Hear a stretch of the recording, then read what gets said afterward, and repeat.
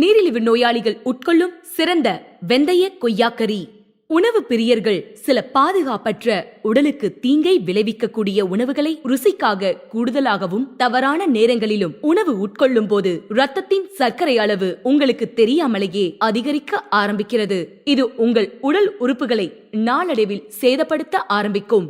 எனவே நீரிழிவு நோய் உள்ள நபர்கள் முக்கியமாக ஆரோக்கியமான உணவுகளை தேர்ந்தெடுத்து சமைத்து சாப்பிடுவதால் இரத்தத்தில் குளுக்கோஸின் அளவு கட்டுப்பாட்டில் இருக்கும். இதற்கு தேவையான பொருட்கள்: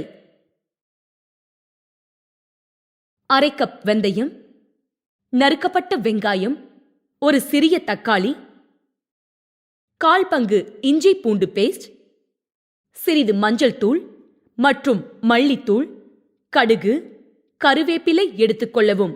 இப்பொழுது சமைக்க வெந்தயத்தை 5 நிமிடம் தண்ணீரில் போட்டு ஊற வைக்கவும். கொய்யாக்காயை சிறிய துண்டுகளாக வெட்டி வைத்துக் கொள்ளவும்.